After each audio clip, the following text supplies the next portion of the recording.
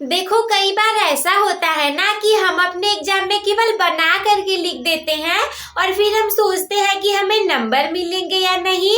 जैसे कई बार एग्जाम में हमारे पेपर आते हैं तो हमें बहुत ज्यादा पेपर में आ रहा होता है, बट कुछ प्रश्न ऐसे भी हमारे सामने होते हैं विच वी डोंट नो, जो कि हमें नहीं आते हैं। देन उस सिचुएशन में हम क्या करते हैं, हम सोचते हैं कि यार छोड़ो, जीरो से तो एक बेहतर ही होता है, अगर नहीं आ रहा है तो हम इसे बना करके लिख देते हैं। और उसके बाद जब हम घर वापस आते हैं तो हमारे फ्रेंड्स लोग हमसे पूछते हैं कि तुमने इस क्वेश्चन को हल किया था क्या, तो फिर हम बोलते हैं कि हाँ मैंने तो इसे बना करके लिख दिया था। फिर आप सोचने लगते हो कि यार मेरे को इसमें नंबर मिलेंगे कि नहीं, क्योंकि मैंने तो ऐसे ही बना करके लिख दिया है। तो आज मैं आपके इसी डाउट को क्लियर करने वाली हूँ कि अगर एग्जाम में आपने बना करके लिख दिया है तो आपको नंबर मिलेंगे या फिर नहीं। बहुत बड़ा डाउट बच्चों के मन में होता है कि दीदी हमें नहीं आ रहा था तो हमने तो बना करके लिख दिया था, तो ऐसे में आप हमें ये बता दीजिए कि हमें नंबर मिलेंगे या नहीं। अरे तो चिंता किस बात की, आपकी दीदी है ना आपके साथ, चलिए बताते हैं आज के इस वीडियो में। देखो इसके लिए ना हमारे पास दो कंडीशन है। पहली कंडीशन है नंबर मिलने की संभावना, मिलने के आगे आप लोग लगा लेना नंबर, नंबर आप लोग आ लोगे कि नंबर मिलने की संभावना। और सेकेंड है हमारे नंबर न मिलने की संभावना। ठीक है, पहली बात कि आपने अगर बना करके लिखा हुआ है तो आपको नंबर मिल जाएंगे, ये कौन सी कंडीशन में होगा। और दूसरा है कि अगर आपने बना करके लिखा है तो आपको नंबर नहीं मिलेंगे, ऐसा कौन सी कंडीशन में होगा। तो यहाँ हमारे लिए तीन कंडीशन दी हुई है दोनों केस के लिए। तो हम सबसे पहले वाले को देख लेते हैं। देखो सबसे पहला जो कंडीशन हमारे पास यहाँ पे है कि अगर आपने बना करके लिखा है तो आपको नंबर मिलने की संभावना कौन से कंडीशन में होगी।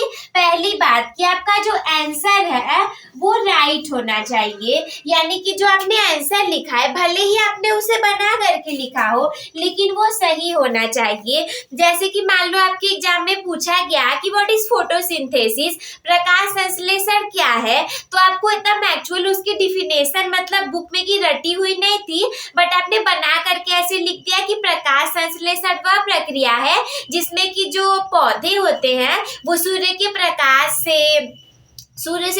प्रकाश को लेते हैं और नीचे मिट्टी से हमारे पानी को अवशोषित करते हैं अपने जड़ों के द्वारा, वायुमंडल से कार्बन डाइऑक्साइड को लेते हैं, देन वो अपने भोजन को उस प्रक्रिया में बना लेते हैं, इसे ही हम प्रकाश संश्लेषण फोटोसिंथेसिस बोलते हैं। This process is known as photosynthesis.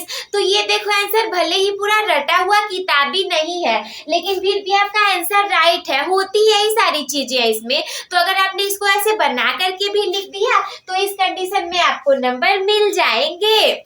और इसके बाद क्या है हमारी, अगर नहीं मिलना है तो कैसे नहीं मिलेंगे।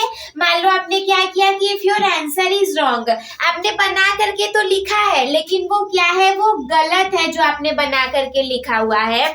जैसे कि पूछ दे क्या व्हाट इज नाउन, नाउन क्या है, तो आप सोचने लगे कि हमें तो आ ही नहीं रहा है। नाउन एक्चुअली मैंने घर पे सुना हुआ था, वो जो हमारे घर शादी पड़ती है, मैरिज होती है तो एक औरत आती है ना जो कि सबके पैरों को कलर करती है, उसे हम नाउन बोलते हैं। तो अगर आपने वैसे लिख दिया बना करके और वो आंसर आपका गलत है तो ऐसे में आपको नंबर नहीं मिलने वाले। इसके बाद सेकंड कंडीशन हमारी क्या है जिसमें कि आप लोग को नंबर मिलने की संभावना होगी, that is the quality of answer should be good. मतलब कि आपने बना करके तो लिखा है बट उसकी क्वालिटी जो है वो गुड है, अच्छी खासी है, आपको उसको देख करके उसके नंबर दिए जा सकते हैं।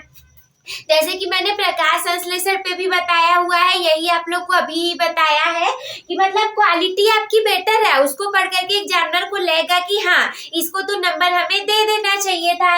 इसके बाद सेकेंड वाला क्या है, इसमें नहीं मिलने की कंडीशन में कि the quality of your answer is not good, मतलब आपने लिखा भी है वो पहली बात की वो सही नहीं है, दूसरी बात की उसकी क्वालिटी भी नहीं सही है, आपने कुछ लिखना कुछ और था और लिख कुछ और दिया है, तो ऐसे में क्या होगा, वो नंबर मिलेंगे ही नहीं। और अगर तीसरे की बात करें मिलने की संभावना वाले कंडीशन में, तो तीसरा वाला क्या है, तीसरा भाई देखो, परीक्षक की मर्जी होगी इसमें। जैसे कि मैं जब पढ़ती थी, क्लास 10th या 12th में, तो मेरी फ्रेंड्स लोग मुझे क्या बताती थी, कहीं ऐसा ना हो जाए कि हमने एग्जाम में लिख करके दिया है, वो कॉपी जब चेक होने के लिए जाती है तो जिस टीचर के पास जाएगी, हो सकता है कि उसकी पत्नी से उसका सुबह झगड़ा हुआ हो और वो आफ्टरनून में आकर के हमारी कॉपियों को चेक कर रहा हो दोपहर में, और उसका मूड पहले से ही खराब होगा क्योंकि उसकी वाइफ से झगड़ा हुआ था। तो ऐसे में क्या होगा कि वो हमारे नंबर को कट कर देगा।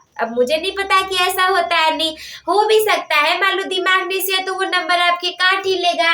तो इसीलिए इसमें परीक्षा की मर्जी चलेगी। आपने मान लो बना करके लिखा है, ये दोनों चीजें आपकी सही है, फिर भी उसमें मैटर करेगी परीक्षा की मर्जी कि वो आपको नंबर देगा या फिर नहीं देगा। और यही सेम कंडीशन हमारे यहाँ पर 9 मिलने वाले में भी लागू होती है कि परीक्षा की मर्जी ही चलेगी। अगर आपने गलत भी लिखा है तो एग्जामिनर ये सोच सकता है कि बच्चे ने नहीं लिखने से अच्छा कुछ लिखा तो है, काफी पूरी सादी रहती, इससे अच्छा कुछ लिखा तो है। हो सकता है कि वो आपको 1 नंबर दे दे, हो सकता है कि वो आपको 2 नंबर दे दे, और अगर नहीं देना रहेगा तो हो सकता है कि 0 नंबर भी दे दे। तो मिला जुला कर के देने और नहीं देने में तीसरा वाला पॉइंट हमारा कॉमन है, वो ये है कि परीक्षा की मर्जी चलेगी। अगर उसका मन आया तो दे देगा, उसका मन आएगा तो नहीं देगा। तो ये हो गई मेरी पूरी वीडियो, और आई होप कि आप लोग को समझ में आ गया होगा और ये सारी चीजें आप लोग को बहुत अच्छी लगी होंगी। फटाफट से इसका स्क्रीनशॉट ले लीजिए, मैं बगल में हट जाती हूँ।